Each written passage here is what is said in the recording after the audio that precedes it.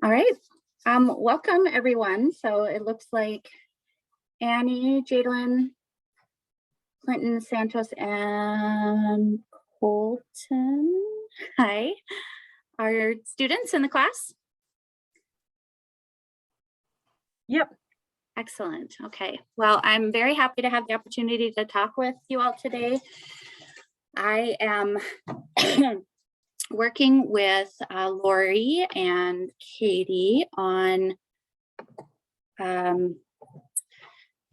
grant through the USDA that they wrote for and got, and it's about making a trauma-informed equine program essentially at the college. And I work at North Dakota State University. I'm an assistant professor in the Department of Public Health, and a lot of my background is prior to actually finishing my PhD at the end of 2017, and since then has been in research and evaluation. And I'll tell you a little bit more about my educational journey, but I have the opportunity then to help build research capacity for the ag department, and then also to kind of bring some of the knowledge of public health to this class. And then I'll also be doing two guest lectures in I believe it's the 311 class that Katie teaches. So I think are some of these students in that class as well, Katie? No, actually 311 is the follow-up to this Okay. One. All right. So none of you will record that one as well, but I'll be talking more about research and evaluation and Indigenous knowledge and ways of knowing and trauma-informed approaches in 311. So my goal today is to really provide an introduction to public health that is relevant and meaningful for Indigenous communities. And we're going to start with a very important poll. Pick which number best describes how you're feeling today on this very scientific sheep scale. And then I'll have you go to menti.com.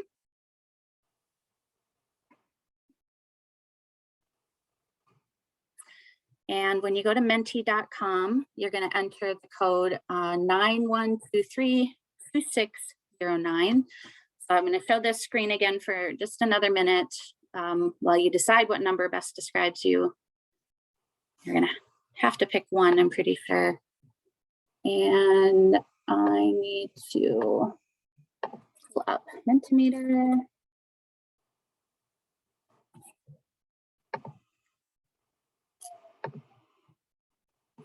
Bear with me a second.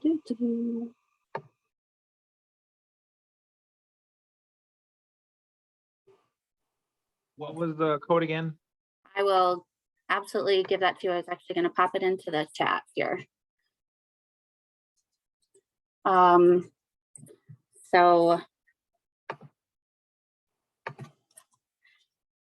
91232609 at menti.com. Okay.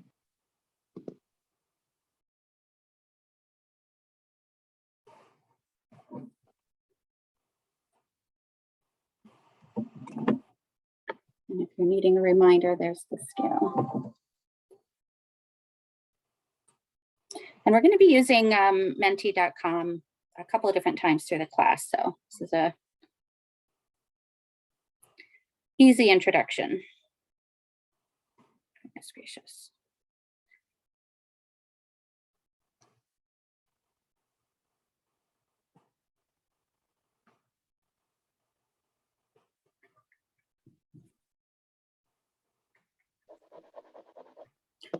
Okay, we've got 5 participants so far. So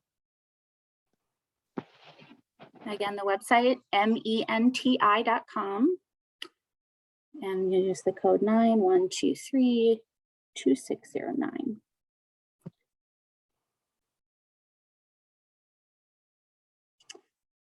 And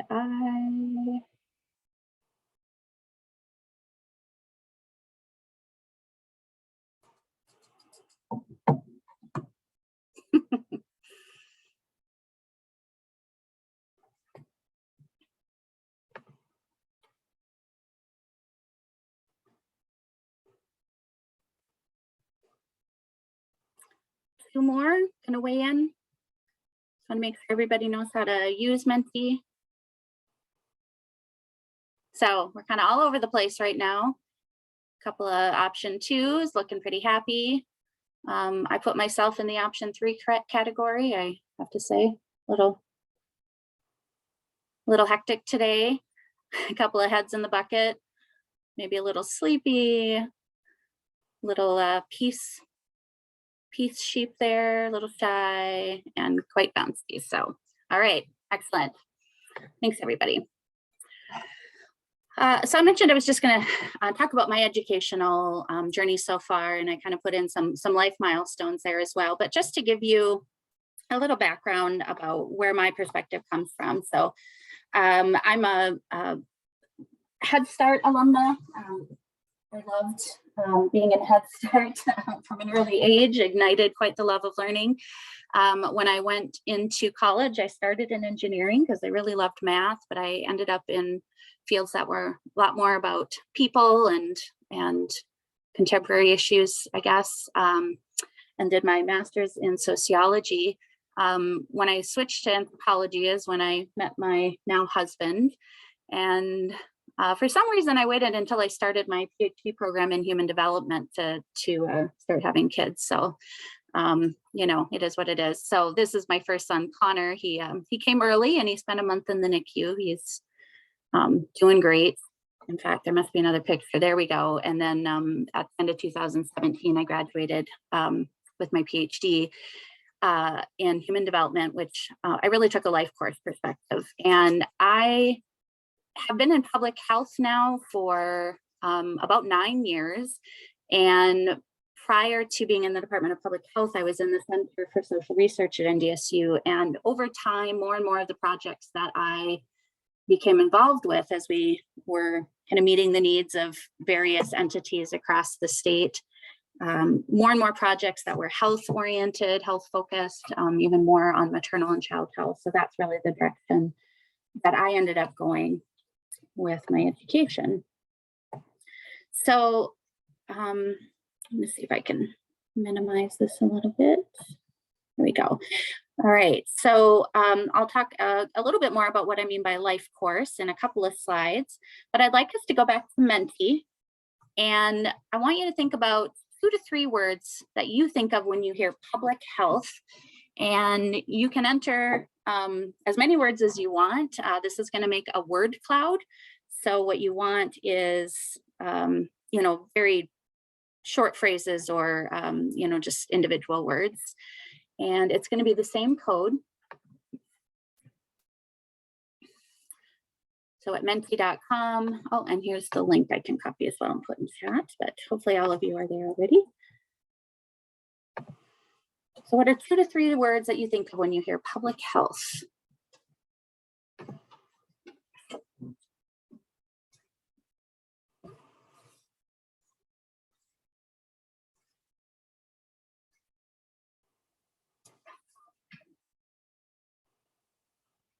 Has anybody hit enter and not seeing their words yet, or is everybody thinking? There we go.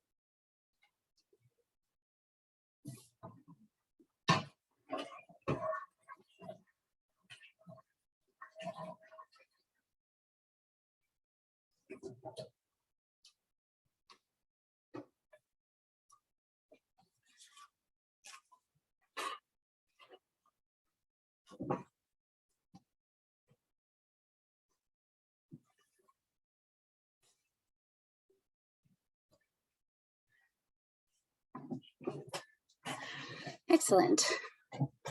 So public health, we have words like hygiene, being everyone's health, things like the food pyramid, medical assistance, maybe those two are separate. So medical assistance, gardens, a nurse, clinic, prevention, disease, vaccinations, medical care, health system improvement. Yeah, those are some really excellent examples of public health. And we'll see more about how things like the development of vaccinations, policy around what makes a good food pyramid, recommendations on hygiene, programs that maybe promote gardening and community gardens. All of those things are excellent examples of public health.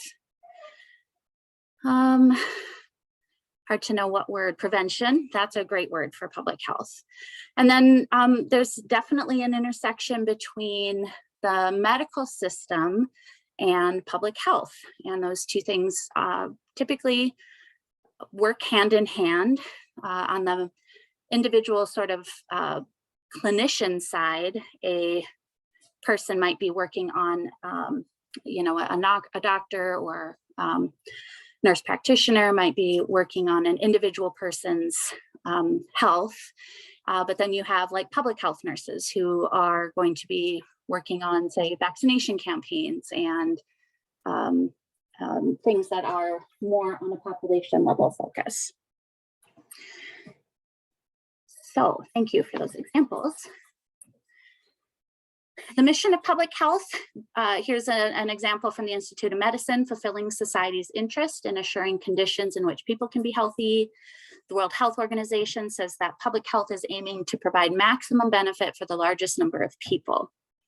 So a lot of times we talk about public health as population health. So I am going to integrate some short videos into my talk today because they've got, some really interesting ways of talking about things and some really interesting visuals. And then you don't have to just sit and listen to me talk the entire time. So I need to stop sharing and reshare so I can have my sound. Do that before. Okay, so we are going to watch a video on what is public health. We'll see if it pulls up my browser here. Thank you, my browser is up to date, that's great.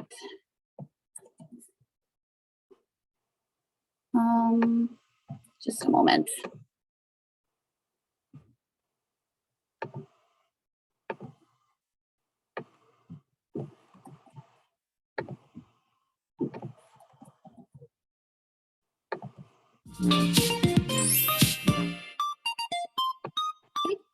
Hello, and welcome to this video where we're going to talk. Were you able to hear sound before I paused it? Yep. Yeah, I can hear sound. Perfect, thank you.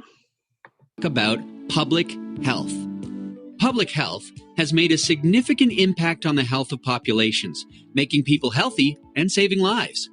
For example, in the United States, between 1900 to 1999, people's life expectancy has increased by over 30 years. Did you know that 25 of these extra years gained are due to public health interventions? So in this video, we're going to take a look at what public health is, how it's different to clinical medicine, who's responsible for doing it, and how it's done. First of all, let's have a look at what health is. The World Health Organization defines health as a state of complete physical, mental, and social well-being, rather than a mere absence of disease or infirmity. This is a pretty bold and ambitious definition that prompts people to look beyond diseases and focus not only on the physical aspect of health, but also on the mental and social aspects as well. And public health? Well, public health is the science and art of preventing disease, prolonging life, and promoting health through the organized efforts of society. Okay, so how is it different to clinical medicine? Let's take a look at an example. Let's say someone has an accident and has a broken leg. A clinician's main focus is the immediate health problem, fixing the fractured leg. clinicians focus on the individual. The public health approach would be holistic and would focus on figuring out how and why this person had an accident, so that actions can be taken to prevent it from happening again. For example, why did he have the accident? Was there a problem with his vision? Was it poor knowledge of driving skills or bad attitudes towards driving? Was he under the influence of alcohol or drugs when he was driving? Are there laws against this and resources to enforce it? What are the community expectations or attitudes towards driving? Does he have a good social support network that will help in his recovery or prevent this from happening again? Was the road he was driving on safe? Was he driving a safe car that was well maintained? If not, why not? Could he not afford it? If not, why could he not afford it? Does he have a job that doesn't pay well? Why is that? Is it because he did not have access to good education? Was there good access to health services which would determine his treatment and recovery? As you can see from this example, health is determined by a complex interaction between many different factors or determinants of health. These include individual characteristics, lifestyle and behaviors, and also the physical, social, and economic environments, the social determinants of health.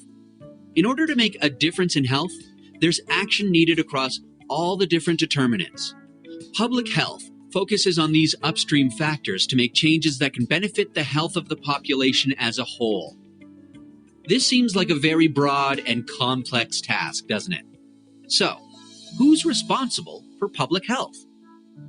Ultimately, the responsibility of creating a healthy community rests with all sectors of society.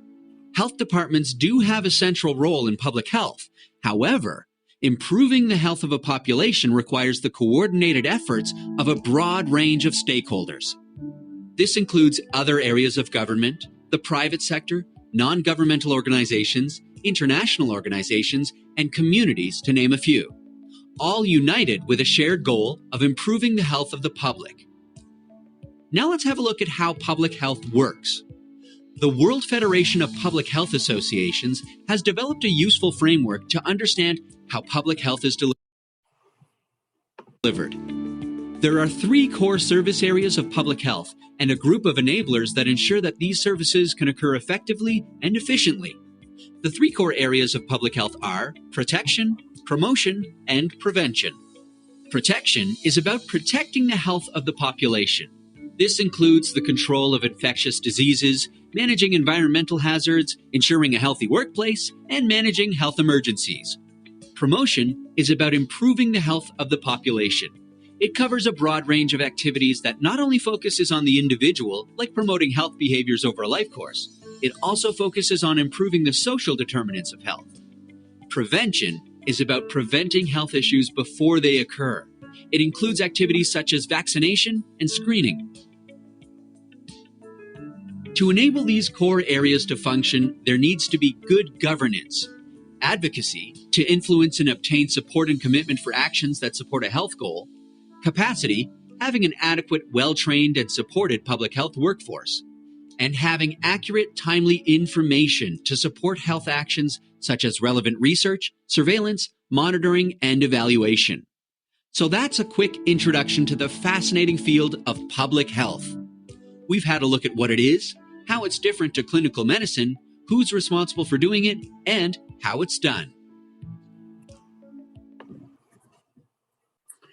All right. A good nutshell for public health. This piece of information here that this big increase in life expectancy, how much of it is due to public health advances is really remarkable. And we'll be talking a bit more about what that is coming from. When we talk about public health, this is a very common sort of wheel that people use. It's called the 10 essential public health services. So like in my department, when we are training our graduate students in the Master of Public Health program, and happy to answer any questions about that program, we have competencies that we're building in all of these areas. So how do you assess and monitor the population health? How do you investigate, diagnose, and address health hazards and the root causes of those hazards? How do you communicate effectively to inform and educate? How do you strengthen, support, and mobilize communities and partnerships? How do you create, champion, and implement policies, plans, and laws? How do you utilize legal and regulatory actions? And then how do you enable equitable access? How do you build a diverse and skilled workforce? Improve and innovate through evaluation, research, and quality improvement, and building and maintaining a strong organizational infrastructure for public health. And at the center of this wheel now is equity. And this was updated in 2020 to reflect this increased focus on equity. So to achieve optimal health for all, essential public health services actively promote policy, systems, and services that enable good health and seek to remove obstacles and systemic and structural barriers, things related to poverty, racism, gender discrimination, other forms of oppression that result in health inequities. And the idea is everyone should have a fair and just opportunity to achieve good health and well-being. In the video, you heard the word upstream, and that's a very common way of talking about public health. And I think the concept of upstream, it can't have come from this analogy, but you hear this analogy very often, or some version of it in public health. And so I wanted to share this with you. So imagine a large river with a high waterfall. At the bottom of this waterfall, hundreds of people are working frantically, trying to save those who have fallen into the river and have fallen down the waterfall, many of them drowning. As the people along the shore are trying to rescue as many as possible, one individual looks up and sees a seemingly never-ending stream of people falling down the waterfall and begins to run upstream. One of the other rescuers hollers, "Where are you going? There are so many people that need help here." To which the other person replies, "I'm going upstream to find out why so many people are falling into the river." So that's the idea of upstream, is that you're trying to figure out what is causing more and more issues, and those issues start to sort of interact and amplify the further downstream they get for an individual. There's another really good video on public health, and I'd like to show this one as well, because it gives some more concrete examples of specific public health interventions. And I think personally, I find it really helpful when, I have some specifics to think about what it is we mean. What are some of the things that we do in Hi, the realm of my name public is health? Mighty Fines. I'm an expert All right, so with the American Public Health Association, and today we're going to talk about public health. Let's say someone is diagnosed with heart disease. Their doctor prescribes some changes to their diet and exercise, maybe even medication, and over time they get healthier. Our hypothetical heart patient is doing great now, but they could have been one of the 655,000 Americans who die of heart disease every year, according to a 2020 report from the American Heart Association, which is a lot of people our healthcare system needs to care for. And that's just one disease. So instead of treating people individually after they get sick, ideally, we just keep everyone healthy in the first place. That's where public health comes in. Public health can be tricky to define, partly because so many factors influence health. In ancient cities, public health interventions focused on sanitation, but also city planning. Over time, public health started targeting specific groups of people like factory workers. In industrial era Great Britain in the 19th century, years of protesting led to better working conditions and fewer workplace deaths. Those were public health efforts too. These days, public health efforts often focus on addressing the systemic inequities that impact health, which are the differences in things like where we're born, where we work, and where we live that determine our access to the resources we need to be our healthiest selves, like safe drinking water and reliable healthcare. Research based on U.S. Census data from 2010 through 2015 shows that people living without these resources can die up to 20 years earlier than people living just a short distance away. Studies like this are an example of public health's population-based approach, which focuses on societies as a whole rather than individuals. A population-based approach can be used to inform educators, policymakers, and community leaders, all of whom play different roles in improving the health of the community. And like that census study showed, health issues aren't caused by any one thing, so they can't be tackled by any one solution. Take automobile safety. From 1979 to 2011, motor vehicle crashes in the US decreased by more than 41%, which took a variety of strategies. like increased education, stricter laws around seatbelts and speeding, and improved design and use of child car seats. It wasn't a single strategy or solution, but multiple players working together to address the same issue from different angles, which is important because our societies don't treat people equally and different people have different needs. And the best interventions don't just focus on the present.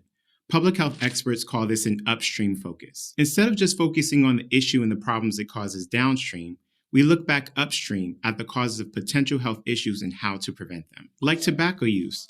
Despite several downstream measures to get people to stop using tobacco, from increased taxes on tobacco products to images of diseased organs on cigarette packaging, it remains a leading cause of death in the US, which is why intervening upstream and preventing tobacco use is so important. Prevention could look like state-mandated school materials on the health impacts of tobacco, or legislation that bars tobacco companies from advertising to children or communities with high rates of tobacco use. The goal is to prepare future generations to choose and maintain healthy behaviors. Finally, just like we use a population-based approach and focus on groups of people rather than individuals, effective public health interventions are holistic, which means they treat health as a whole rather than a single aspect. So public health efforts to address heart disease could look like repairing sidewalks or creating parks in an under-resourced community. This would encourage people to get active, improving their physical and mental health. So overall, public health includes all of the organized and holistic efforts to improve policy,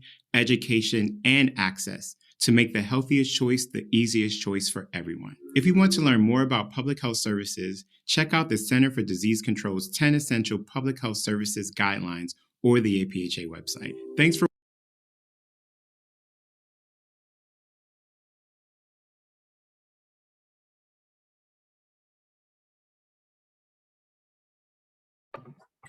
That speaker really emphasizes use of the word holistic. And that's one of the things about talking about public health in the context of Indigenous communities is that that is not a new or novel concept. So whereas the westernized perspective is really having to push against a very Western model of sort of individual medical care, that sense of holistic treatment of sort of the environment and the person's, mental, social, spiritual, physical well-being, that is not as unique. It's much more already just accepted sort of practice in Indigenous communities, and so. Part of talking about public health is sort of using the words that the field of public health is using and drawing attention to some of the strategies, whereas the concepts of public health, which really does have a social justice foundational approach as well, are, I think, already pretty well established in a lot of the Indigenous communities that I've been able to work with. And I didn't mention that, but in my public health work, I've been able to partner with tribal health communities on initiatives that they've had over the past 10 years with several communities in the upper Midwest. And I'm going to have some examples that are going to be more about public health work in Indigenous contexts as we go on.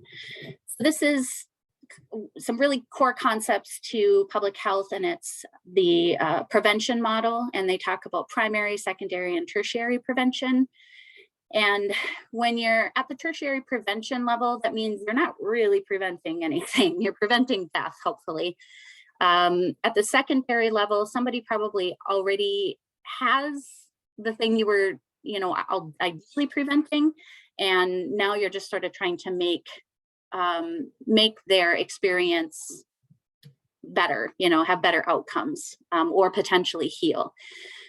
So they're almost kind of a misnomer, not exactly, I think, to say they're secondary and tertiary prevention, because by the time you get there, you're not so much preventing anymore. So primary prevention is at the level of more environmental control, social determinants. So in the context of addiction, at the primary prevention level, we'd be looking at ways to reduce the need to self-medicate, We'd be looking at controlling access to addictive substances, promoting protective factors for people who are prone to addiction. There's lots of different policy, excuse me, my throat, lots of different policy options. And one of the things, so my colleagues at the American Indian Public Health Resource Center do a lot of technical assistance and partnering with various tribes. And there's the jurisdictional component of whether some of the public health laws that are passed, at a state or federal level, and with tribal sovereignty. And so the tribe itself also then needs to decide which public health laws that they want to pass around some of the examples that were given with, physical environment improvements, with safety regulations, our children's car seats required, our seatbelts required, those types of things. Also around tobacco and whether or not tobacco is allowed, smoking for recreation is allowed indoors, and that recognition of the distinction between smoking for recreation and smoking in the context of traditional ceremony use. At the secondary prevention, that's where we're, trying to work against the stigma of addiction, understanding better how addiction works as a chronic condition. And then at that tertiary prevention level, you're looking at things like naloxone to prevent an overdose death. And what you see here is that the further you go up the pyramid, the more you're looking at a person by person individual intervention level. And the further down you go here, the more you're looking at a population level. I'm going to show just about 2 minutes of, just a couple minutes of this video. And anybody who has studied public health has heard of John Snow, and he's considered the father of epidemiology. I put that in quotes because, that we don't have a complete history really of how lots of different societies handled the study of disease. But excuse me, what we do know is that in London, he was really a critical piece in stopping a cholera outbreak in 1854. And this is one of the just really sort of pivotal moments in terms of the field of epidemiology within public health. And epidemiology has been really a very primary component of public health in terms of preventing death from infectious disease. Now the focus, and I'll show you a graphic on this shortly, but now the focus has moved from infectious disease, where people die young from infectious disease, more to chronic disease, where people are living longer, but they're dying of diseases that are taking place over a longer period of time. They use a term called comorbid when they're talking about how somebody might have multiple diseases at a time. So they might have addiction and mental health issues. And you might have cancer and arthritis. They call that comorbid conditions. And there's more and more of that happening, but people are living longer. Okay, so we'll pull this video up.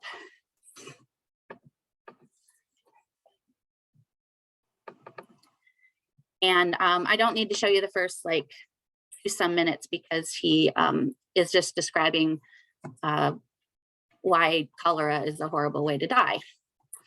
So let's just assume that we all agree.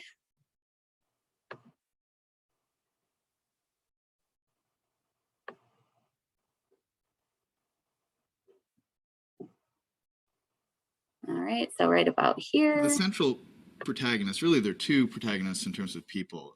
There's John Snow. Sorry. He's one of the most influential doctors and kind of medical researchers. Is that volume loud enough? This feels like a quieter video, but can you hear it okay? It's good. Okay, thank you. Missionaries in London at the time. And then there's this other guy who people haven't written very much about, but is just as important to this story as Snow, the Reverend Henry Whitehead, who lived in Soho where this outbreak took place, and was a real local character. I mean, he knew everybody in the neighborhood, and his social intelligence turned out to be kind of crucial to the story. Snow was a very interesting figure in that he was really alone, with one or two exceptions, in the Victorian medical establishment in believing that cholera was in the water, which in fact it was. Almost everybody else believed that it was in some form or another in the air, and that the problem really was that London was just an incredibly smelly city, as it truly was. There was just, raw sewage accumulating in people's basements and being flushed into the river and sitting around in the streets, and there was an incredible amount of livestock in the city streets and centers. People had cows living inside their houses to get milk. I mean, it was just an incredibly noxious smelling place, not to mention all the industrial fumes. And the entire medical establishment believed that this disease that was killing people was coming from contaminated air. It was called the miasma theory, basically. They believed there was poisonous miasma floating around that was causing all the trouble. And Snow was the only one who really was able to understand that, in fact, it was a problem of contaminated water. And in fact, if you could get clean water, you weren't at risk for cholera at all. There was no way to catch it through the air in any kind of way. All of this came to a head in late August and early September of 1854, when a very popular local pump, public kind of water supply on Broad Street in Soho, became contaminated with the cholera bacteria.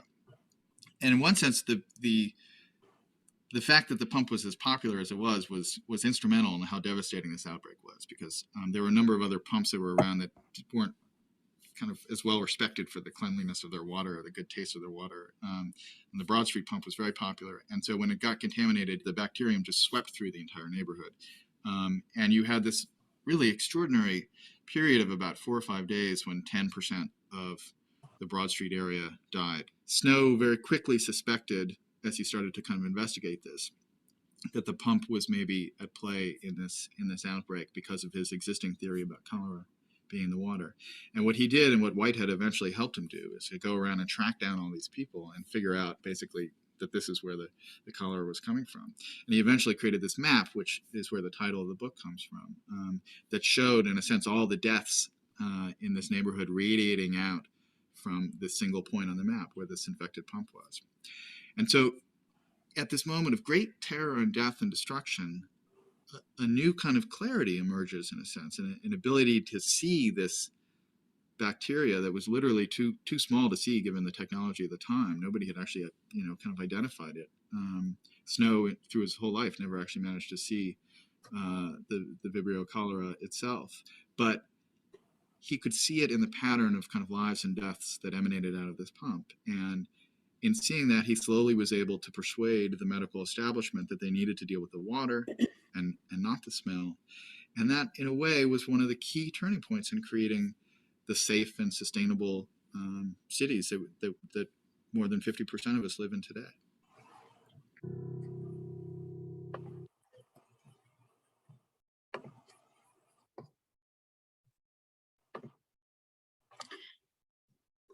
And this graph here shows that what they did is they ended up taking the handle off the pump. So they had to use some of those other water pumps that weren't contaminated. And you can see how then the deaths declined at that point.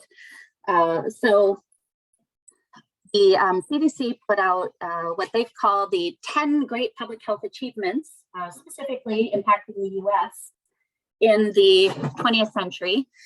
And they consider those the vaccination to reduce epidemic diseases, because at the beginning of the century, smallpox, measles, diphtheria, pertussis, they were very prevalent.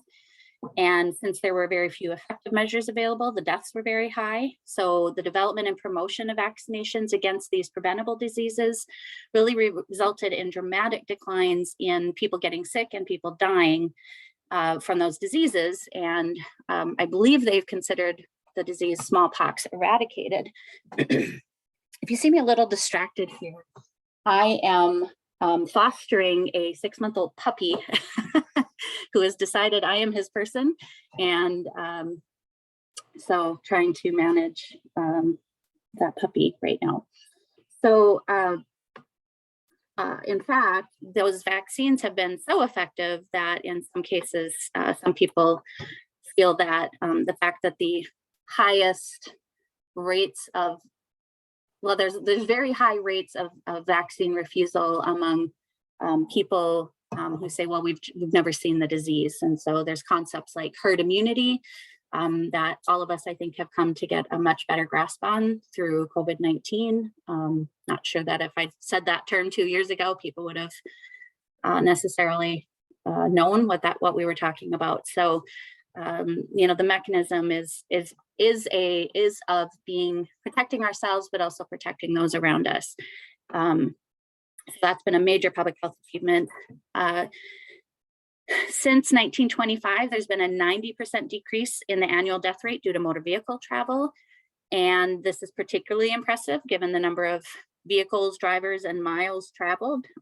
All of those have increased dramatically since 1925. And this includes safety belts, campaigns around alcohol impaired drivers, around training and easements of young drivers into the responsibility of driving, how pedestrians are handled, sidewalks, those types of things, and also child safety and booster seats. Interestingly, in North Dakota, and certainly in the part of North Dakota where you all are, the what the statistic is the number of, let's see, motor vehicle miles traveled per person is much higher than the national average. And there are actually quite a bit more fatalities there that North Dakota has seen. And part of that has to do with the heavy traffic and the wear and tear on the roads too. So in the example of the second public health, what is public health video, where they talk about all the things that could be contributing to the guy who's run into a tree. And you saw that they even got to things like, are the roads safe? Is the vehicle safe? Here is Tucker. Tucker's gonna hang out for a sec. And then safer workplaces. The annual number of work-related deaths has decreased 28% just since 1980. And 43% decrease in occupational injuries, control of infectious disease, things like pneumonia, tuberculosis, diarrhea, enteritis. So those were the leading causes of death in 1900, and I'm going to show you a graph in just a moment. So it went from being the absolute leading causes to being less than 5% of deaths by the end of the century. Sanitation and hygiene, vaccination, and antibiotics, they're all among the control measures that have really helped with this decrease. We have a decline in death from cardiovascular disease, coronary heart disease, and stroke. Heart disease has been the leading cause of death now, once infectious diseases were reduced, deaths from infectious diseases. But since 1950, the age-adjusted death rates from cardiovascular heart disease have been cut by more than half. And some of these factors have to do with a big one is a decline in tobacco use, changes in our diet, and better early detection and treatment of people who are at risk, such as high blood pressure and high cholesterol. Food safety is huge. Contaminated food and water resulted in many foodborne infections early in the 20th century. So our advances like refrigeration, pasteurization, pest control, animal control, food safety regulations, those all promoted better hygiene and sanitation practices, and that's all decreased foodborne infection. Improvements in maternal and child health. Childbirth used to come with a huge risk to many mothers and infants, and infant mortality has declined more than 90%, and the maternal mortality rate has declined almost 99%. Now, even though that is true, I can name on one hand, very easily, just women I know who have almost died in childbirth. And so that is a factor that you see people still really focusing on preventable illness and disease for mothers and for infants. But we've come a long way. Better family planning has resulted in having what they call birth spacing, having a longer interval between births. And that has health benefits to the mother, can also have benefits to just sort of the way that the family is able to, handle maybe the financial stresses that come that can come from having multiple children very close together. Smaller family sizes also have been associated with improved maternal and child health outcomes. Fluoridation, if any of you have noticed in the past, say 10 years, there's been more and more articles about how having dental disease, like gum disease, like gingivitis, and just other sort of mouth issues are actually associated with, other health outcomes as well. And so dental caries, that's their term for cavities, used to be very common, and basically people would just get their teeth pulled. And many studies have suggested that water fluoridation has contributed to reductions in dental cavities, especially when you're able to compare it to communities that don't have that fluoridated water. And then we have big reductions in tobacco use, and smoking has been associated with a number of morbidities, illnesses, cardiovascular disease and cancer, chronic obstructive pulmonary disease, COPD, low birth weight, and then that can have implications for the child's development. They still consider it the leading preventable cause of death and disability, and due to massive public health efforts that include smoking cessation interventions, regulation of purchase and use of tobacco, we have seen substantial reductions in smoking. Interestingly, the development of electronic cigarettes and vaping, which initially was basically being touted as a way to quit the use of smoking, has really taken hold among youth. And so there's not a lot of research right now about the impacts of nicotine consumption among developing youth, but what they do have show that it's not good, and vaping is much higher among youth. And then I don't think there's a lot of clear data yet around what is being inhaled and how that affects. So there's many steps forward and a few steps in other directions that we need to take, but these are considered major public health achievements that have all contributed to that reduction. Well, let's see, the increase in life expectancy, 25 of those 30 years of increase. So on the left, this is the cause of death in 1900, and more than half of diseases, more than half of deaths could be attributed to infectious disease. And that slice here now is 3%. Now this is 2010. Would be interesting to see a picture representing deaths in 2020 and 21. We see accidents are actually at a similar rate. That would be more than just car accidents, but heart disease went from 12%. Now that's one of the more dominant ones. Cancer has really increased as our dominant.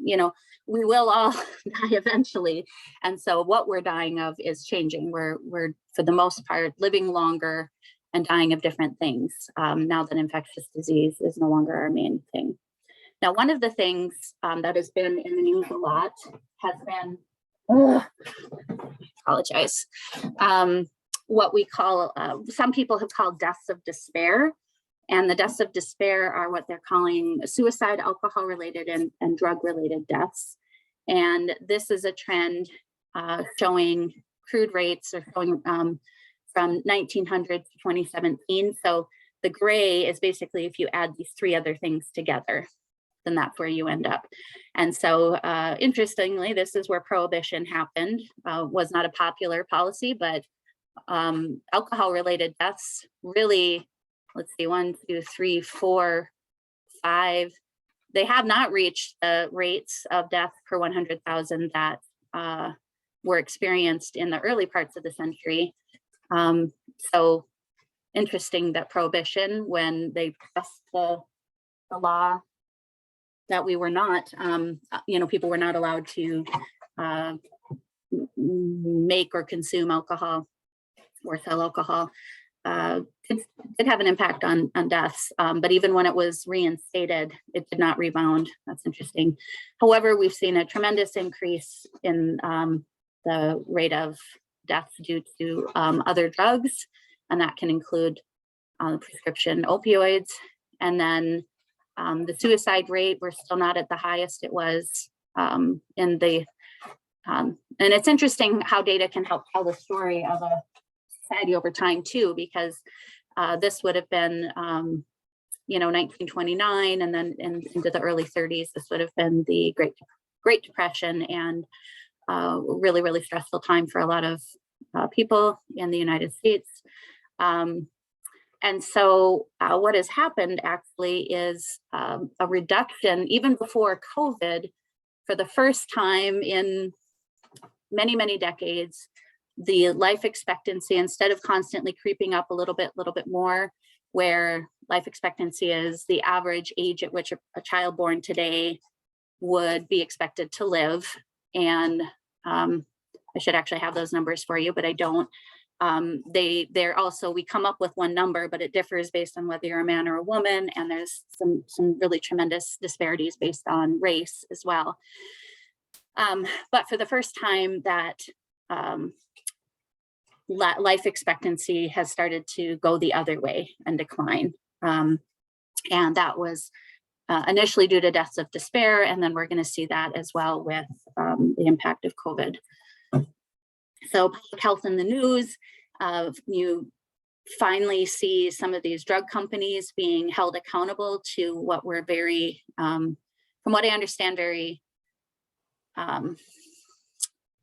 inaccurate, I'd say outright lies in terms of the addictive tendency of the opioids when they first came on the market. And also, huge incentives basically for doctors to prescribe them. And so there was not enough information about how dangerous they were, and there was overprescribing of them. And so there is a question now, there was a similar settlement, I don't know how long ago it's been now, where tobacco companies had to pay lots and lots of money to states. And I don't know the history of the tobacco settlement with tribes, but that money then entities were able to use. And in some cases, they used it for tobacco prevention, either prevention or people who, helping people quit. But in a lot of cases, they use that money to pave roads and do some other stuff. So ideally, this money would be used to help the individuals who are experiencing addiction now, and the families of people who have had a loved one die from an overdose. So some accountability in the news, wouldn't have even been able to imagine that, 5 years ago even. And then I have some examples of different public health programs happening in Indigenous communities. This is a tribal syringe service program that's helping to reduce harm from injection drug use. The opioid epidemic has also led to infections associated with injection drug use, including hepatitis C. The Eastern Band of Cherokee Indians in North Carolina is one of many communities experiencing the surge in Hep C. And after conducting a tribal health assessment in 2018, they made Hep C prevention one of their top 10 priorities. The rising rate of Hep C, coupled with an increase in injection drug use, prompted the Eastern Band of Cherokee Indians health officials to create the, and I apologize that I don't know the language, so I'm going to say SALAGI, Public Syringe Services Program. This is a harm reduction initiative. Harm reduction means that the goal isn't necessarily to get people to stop using drug. It's to help make using less dangerous. And ultimately, the goal would be to help channel people who want to quit into resources. But some people don't like harm reduction initiatives because they say, it's kind of like a free pass to drug users, but really harm reduction has been shown to be really, really helpful to do things like decrease the spread of blood-borne infections by, it doesn't look like this is a needle exchange program, but there are needle exchange programs, so they're always using clean needles. This one looks like they're helping to access referrals to treatment, medical care, and other community services. So this is a good analogy too that helps explain the primary, secondary, tertiary, but it's also going to expand it out more into the realm of sort of the broader sphere of what we need to kind of do as communities and as governments. And apologize, there we go.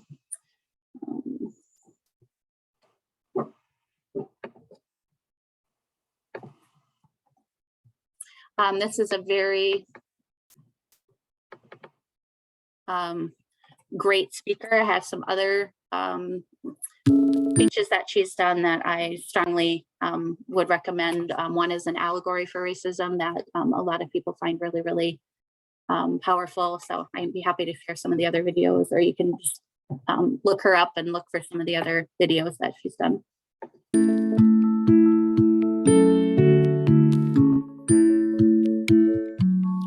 I'm Dr. Kamara Phyllis Jones, past president of the American Public Health Association. You may have heard the saying, an ounce of prevention is worth a pound of cure. When it comes to health and well-being, preserving health is always best. But there's more to the story. Imagine that someone is walking along and whoops, they have just fallen off the cliff of good health. And if that were you, you'd be relieved to find an ambulance at the bottom to speed you on to health care. But what else can we do to protect you? How about a net to catch people? But nets have holes, so some people may still fall through, and the net is likely to rip over time. What else can we do? Clearly, we need to build a fence at the top of the cliff to keep people from falling in the first place. But if a lot of people are near the edge of the cliff, even a really strong fence will not be enough.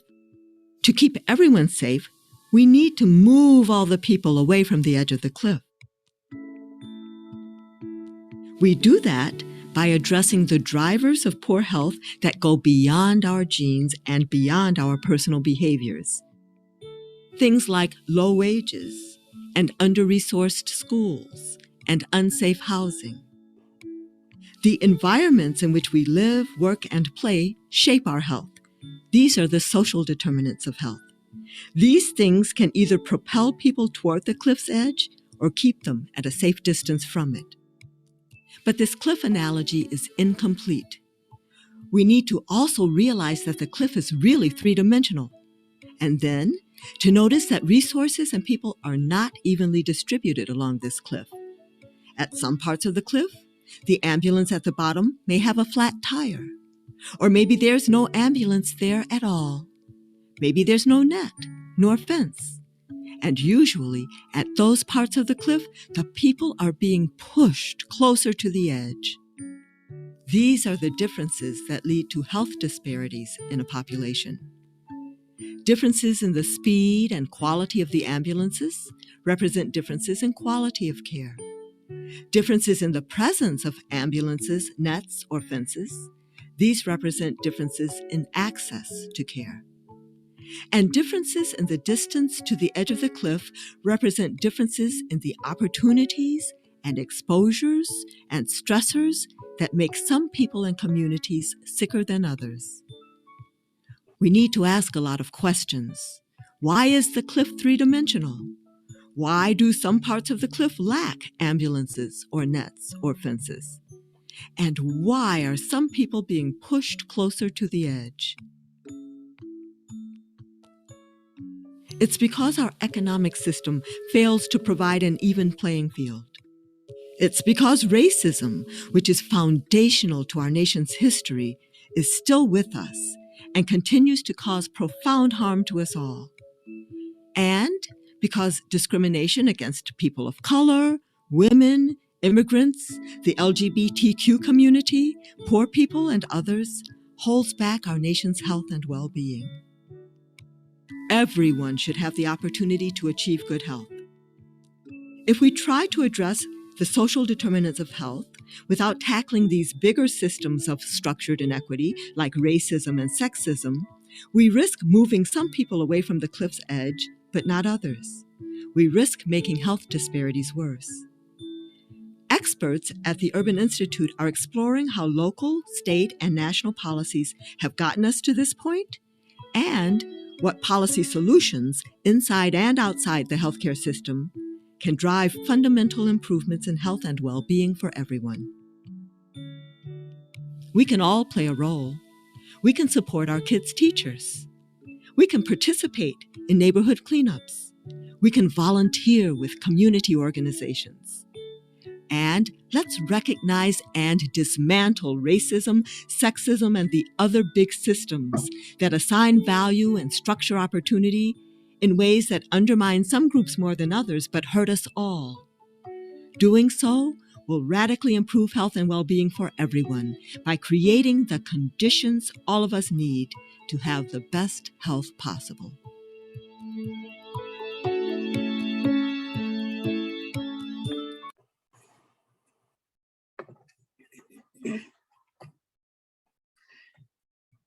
Would it be helpful to see if anybody has questions right now before I move to more slides?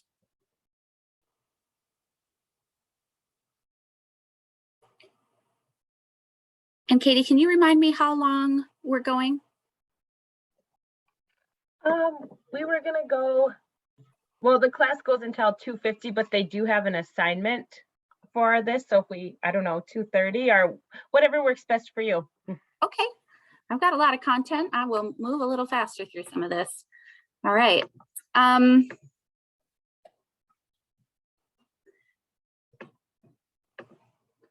to get this out of the way.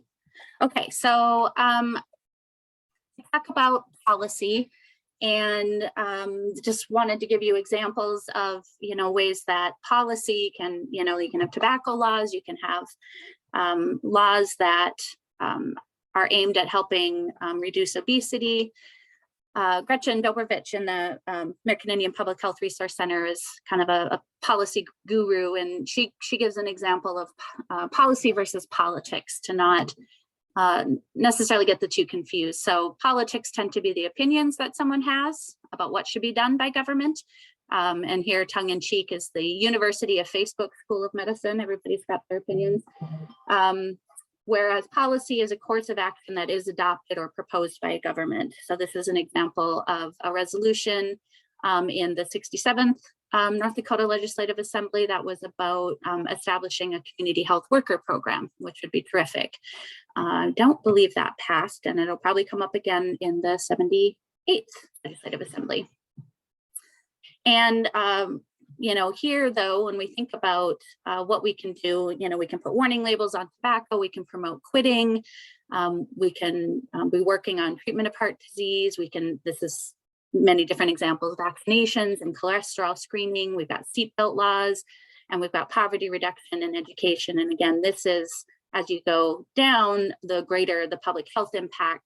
And here, as you go up, the more effort, the increasing individual effort is needed.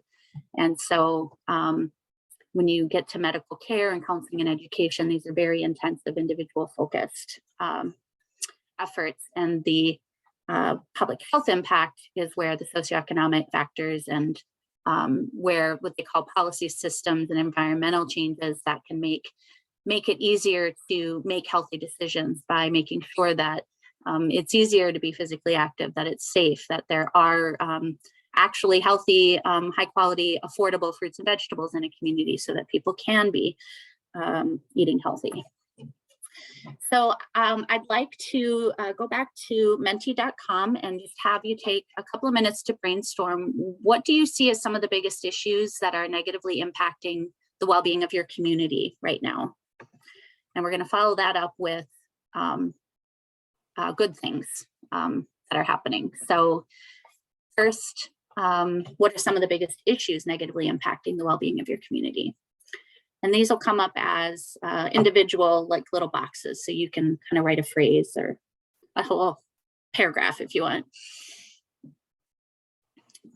And you should be able to enter more than once as well, if you prefer.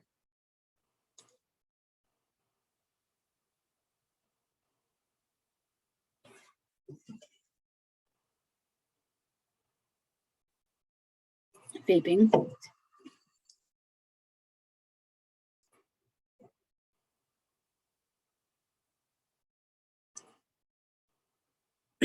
access to fresh produce, stigmas, addiction, fear of the unknown,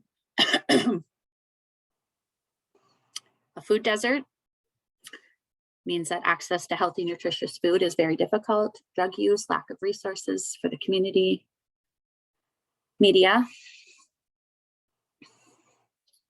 I'm nodding my head at ways in which I feel the media have become a problem. Drugs and alcohol, lack of resources, education.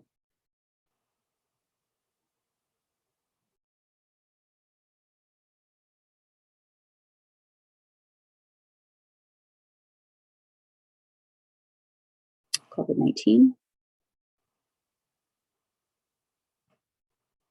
COVID-19 has been shown to have had a uneven impact on communities of color, as many of you have probably seen in the media. Many Native American communities and tribes had, were able to exercise their sovereignty in a way that they were able to control how they rolled out the vaccines in a lot of cases, the kind of public health communication they wanted to put out, and have had some of the highest vaccination rates in the nation. Drug abuse, access to nutritious food. And feel free to share any other ideas that come to mind. I don't know if you're able to arrow through them or if that's just me, because I'm the one in control. Now I'd like you to think about some of the biggest strengths of your community. What are some of these protective factors or assets or strengths that you're able to draw on as a community?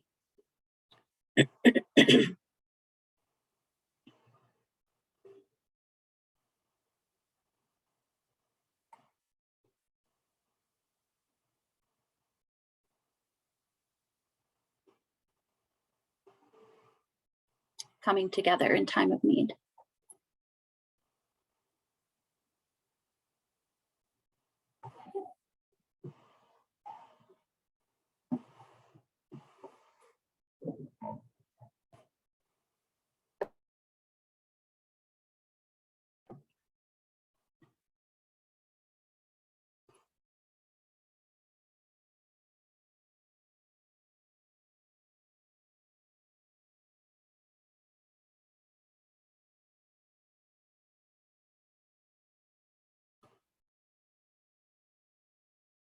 I'm assuming people are typing. The college, absolutely, one of the biggest strengths of the community.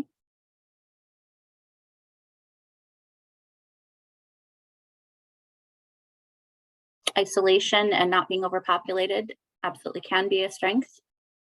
Holistic. Law enforcement. The right to speak freely on issues and opinions. Community gardens.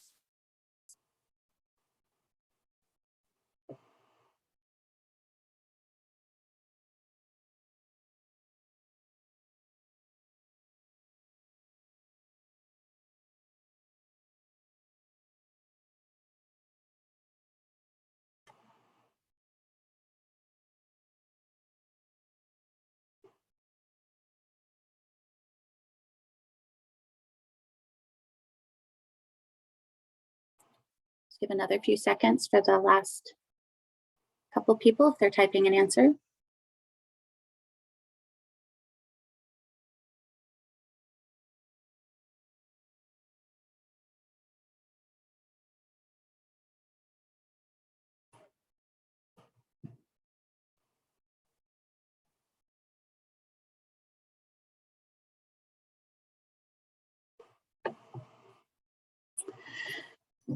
So absolutely, those are examples of public health problems that many tribal communities are experiencing. And one of the directions in public health, really doing any community-based work, is to be strengths-based and to recognize and draw on the knowledge within communities to solve their own problems, and that anybody who's coming to help should be basically getting out of the way, finding ways to empower and facilitate the work of communities. So you don't have anywhere that you're going to type this. I just want you to look at for a second, and it's kind of just for fun. What is this a picture of?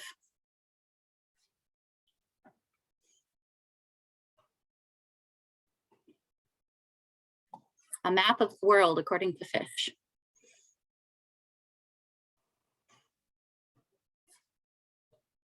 I love that.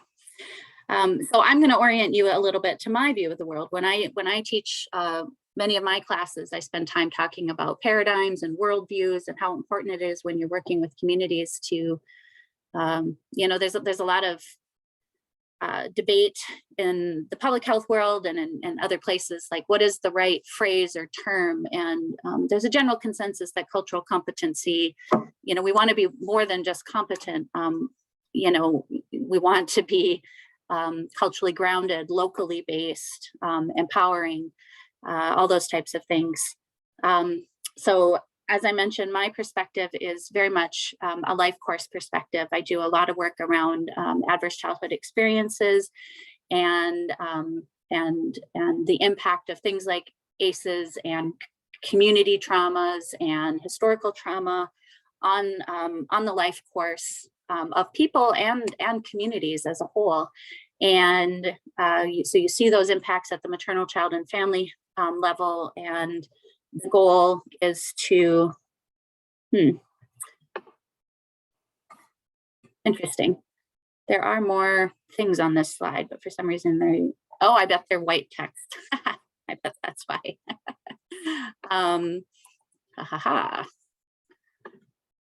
Look at that.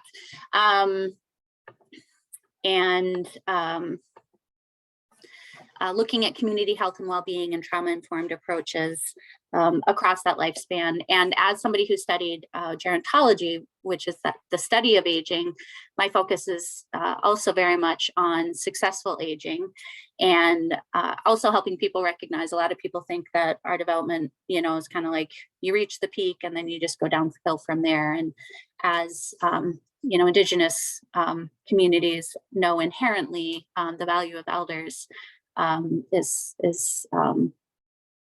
just really, really critical to the community and to the health and well-being of community. And there are things that get better as we age. For a lot of people, aging leads to wisdom and the also, better emotion regulation and those types of things. So that's part of what I work on. I am going to skip this video, but it's one that I'm happy to share the PowerPoint or share these links directly. It is a useful one. So I want to talk about what is equity as a concept. And when I talk about sort of the language evolving, we used to talk about equality. And I believe that's part of what the video is covering, is that we're not looking for equal supports. That, used to assume that everyone would benefit from the same support. They're being treated equally. Well, here in the second image, individuals are being given different supports to make it possible for them to have, access to the game. So they're being treated equitably. This person doesn't need supports. This one only needs one box. This one needs two. In the third image, all three are able to see the game because they changed something that was part of the system. They went from a wood fence to a chain link fence. And so that would be a way of saying that a systemic barrier has actually been removed. And so here, this is another version of this where instead of changing it to a chain link fence, they've gotten rid of the fence entirely. Now, from a public health standpoint, when the fence might represent things like seatbelt laws. And so I would argue personally at a baseball game, I would rather be standing behind a fence if I'm that close to the game. But the idea here is that you're moving from equality to equity to justice. This is another excellent video that helps illustrate the difference between everybody is getting the same thing to everybody is getting the something that they need. And if we have time, I can come back to it. But so health disparities are really driven by, social and economic inequities. So a lot of times an individual person is made to feel, you know, that they're to blame. They might be, you know, like we talked about stigma, that there's something, you know, bad about them because they have these health disparities. But from a public health standpoint and from a social justice standpoint, you're looking at how, as you know, some of you mentioned, food security. You know, you're going to have a lot more difficult time keeping a healthy weight and accessing nutrition when you live in a food desert. And actually, as the language continues to evolve, I've heard the term food retail desert, because you can, you know, in turn, you know, maybe the solution isn't we need a big grocery store, it's we need to find, you know, other ways to restore our food sovereignty as a community and do more gardening, those types of things. But so these are very system level things that are impacting our well-being as individuals and communities. And additionally, racism is absolutely a factor in creating health disparities. It's an ongoing stress. It's a form of trauma, and you know, research shows that children internalize that stress at a very young age. And cultural trauma, an attack on the fabric of a society, affecting the essence of the community and its members. And also historical trauma. And a definition that is, I think it's Dolores Bigfoot, that collective emotional wounding across generations that results from massive cataclysmic events. It's held personally, it's transmitted over generations, and there's numerous examples of trauma that are impacting families and communities, true of all of the Native Americans in this continent and around the globe, and it's true for other groups as well, like Black Americans. A tricky part as well, so intergenerational trauma, is that when trauma is not resolved, it can be internalized and sort of passed down from one generation to the next.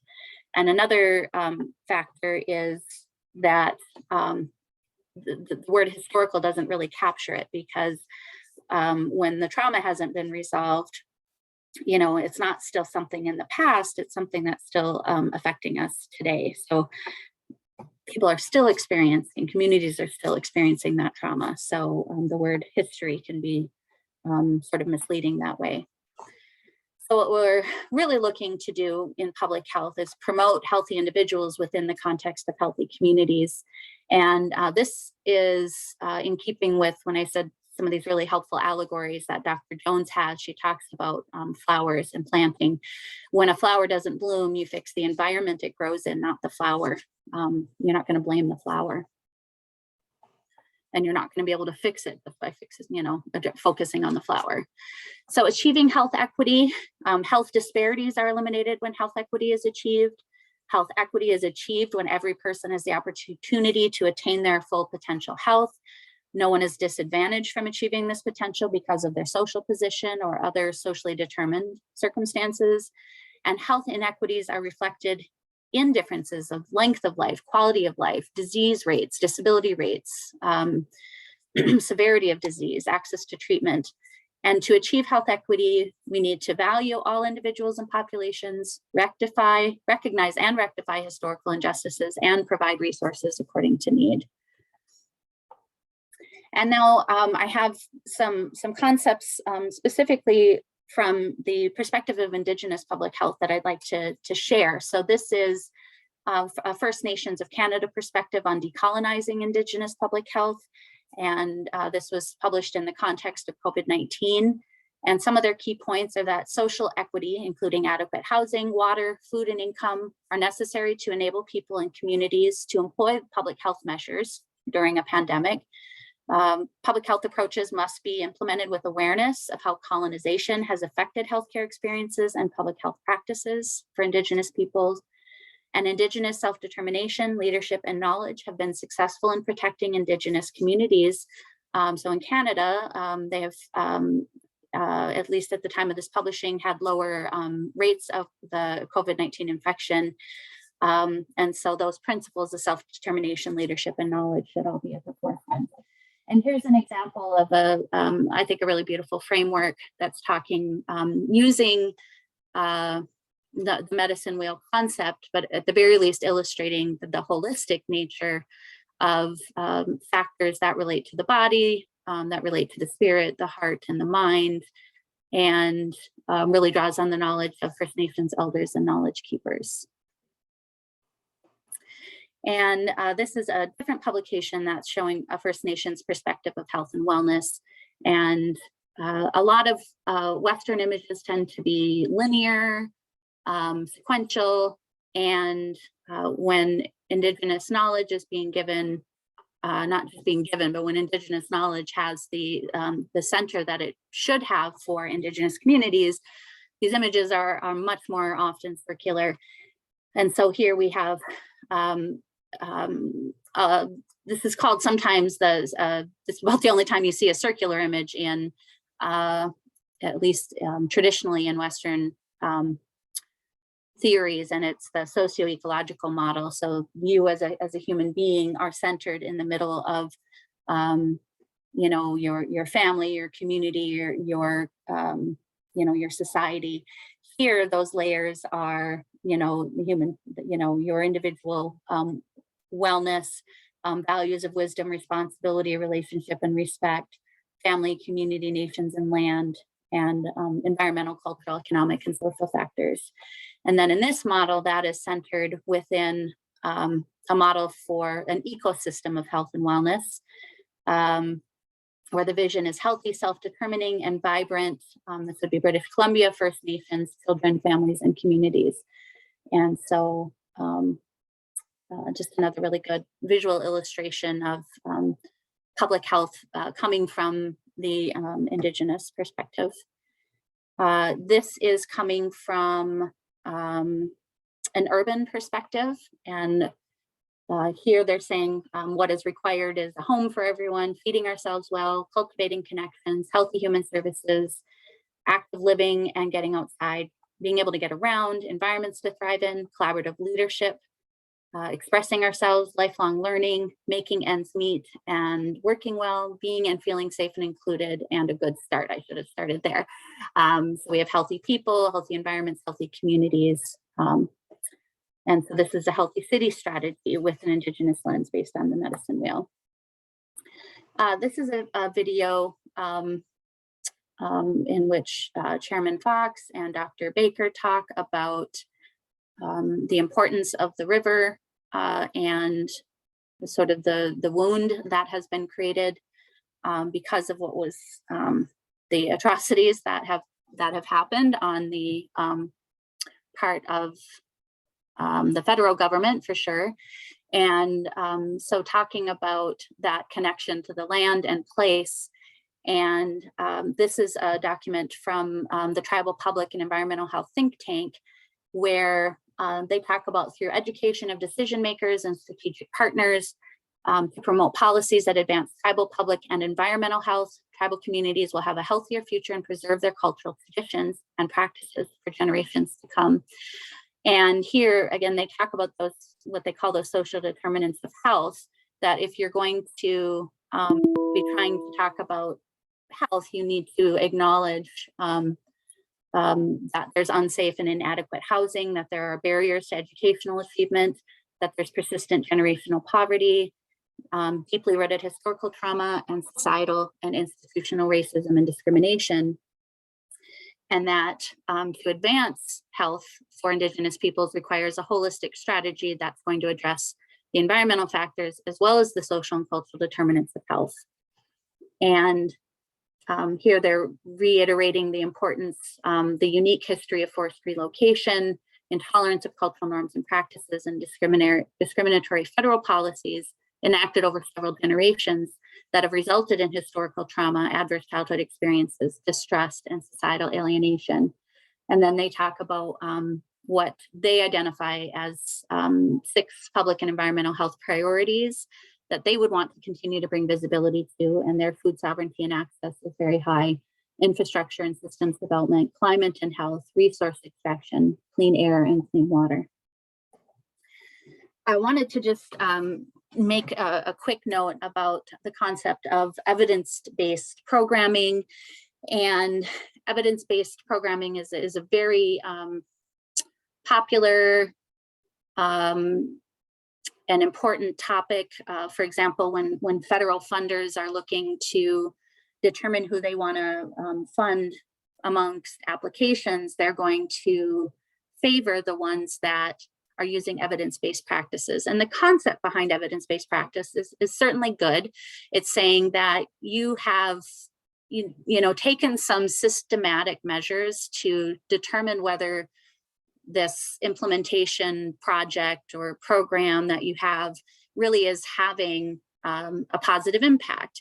And then the idea is that you're testing that in ways that you think will mean that if you take this to another setting and another group of people, it will have a positive impact among them as well. And then when it's a promising practice, it's saying, okay, well, within your one context, it's showing that you're having a positive impact, but it probably hasn't been assessed in other settings yet.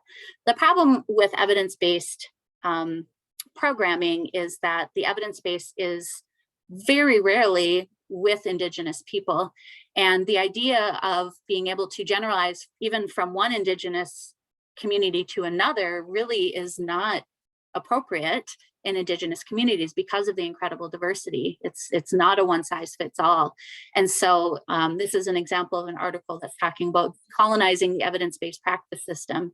And it's not saying that it's wrong to look for evidence, but they're saying that from a sovereignty standpoint, programs should have the right to tribes should have the right, do have the right to exercise their sovereign rights to self-determination, and that evidence-based practices where the evidence hasn't been established with their community, especially if there's something else that the community already knows, based on traditional knowledge and healing, would work.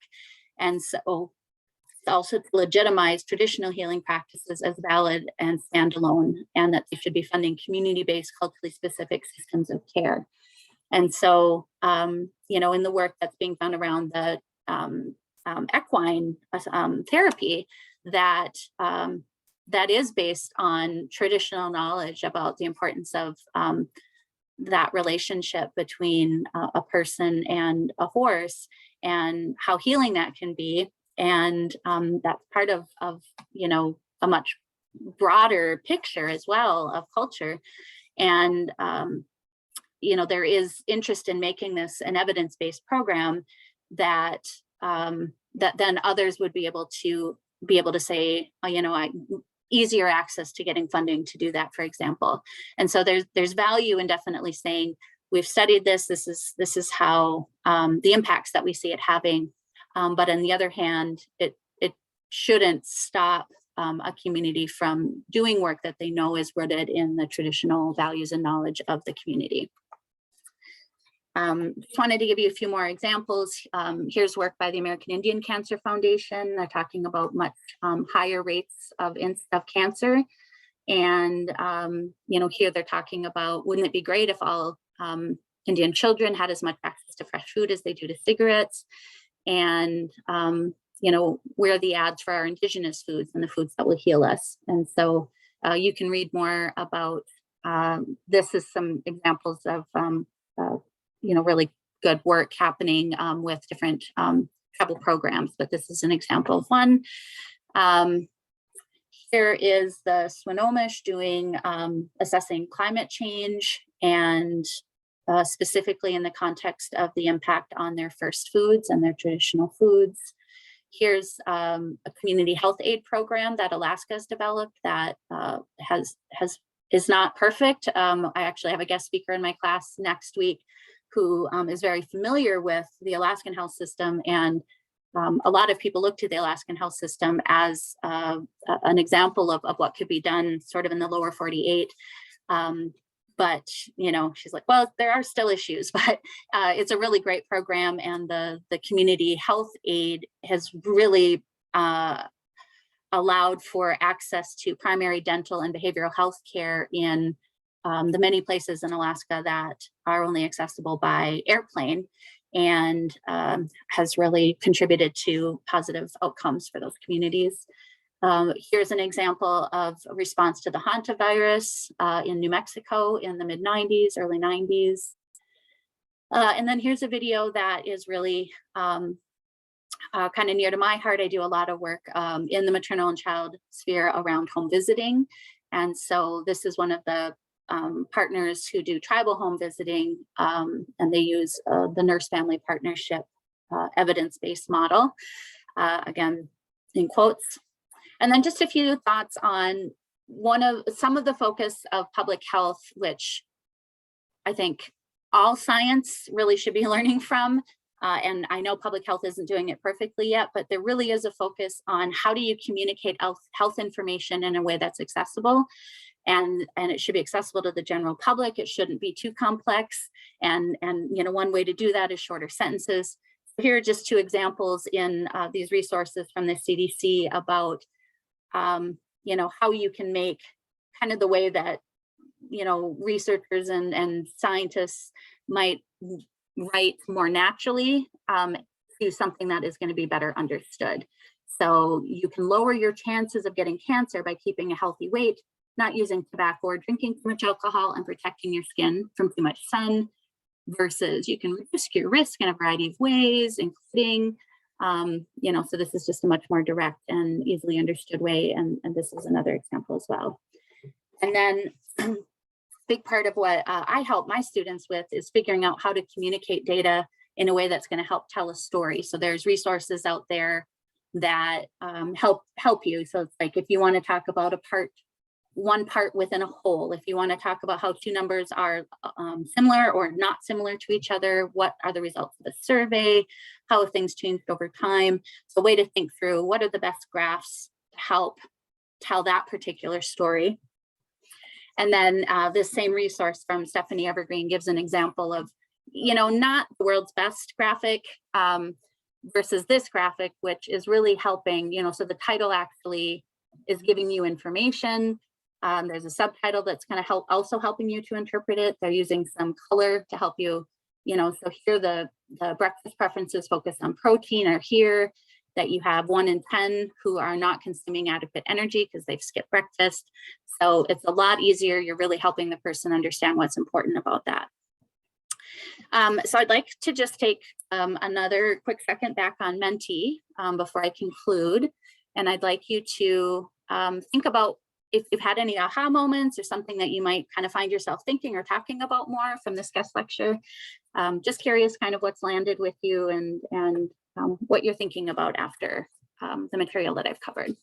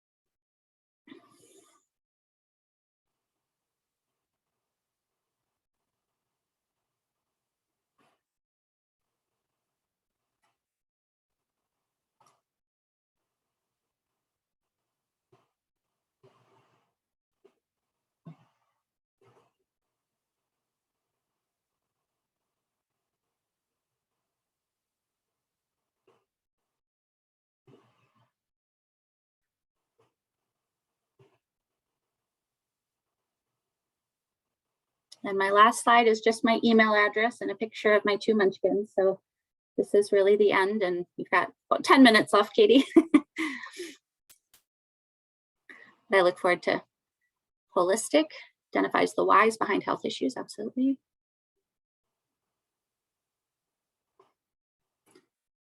Experienced all this for racism, living on the reservation. Nobody goes to Elbowoods in Newtown. Service is a low standard. Good to talk about all this. Circular, holistic health. Importance of data.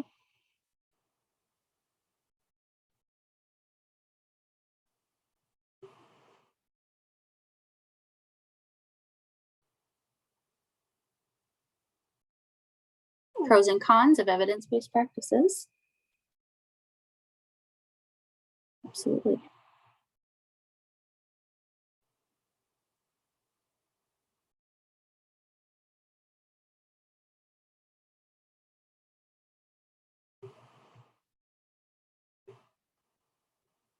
Realizing public health is more than just health for the public.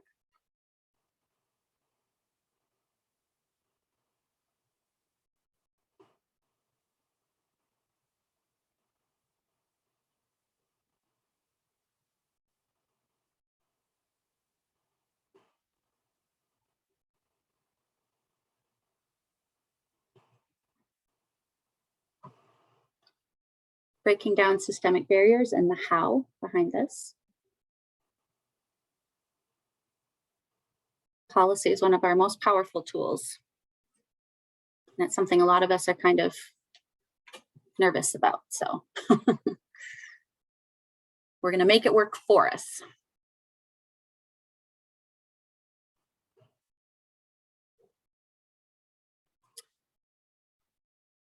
And if you're still typing, please go ahead and just share that. Hit enter when you're ready. But my last slide is just the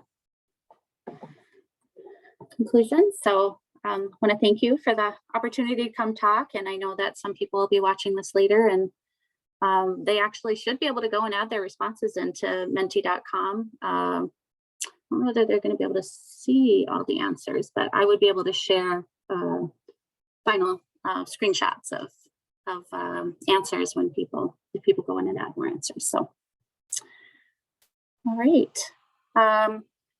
Katie, I can stop sharing here and make you co-host so you guys can just stick in this room. I'll go ahead and stop the recording, but if you would like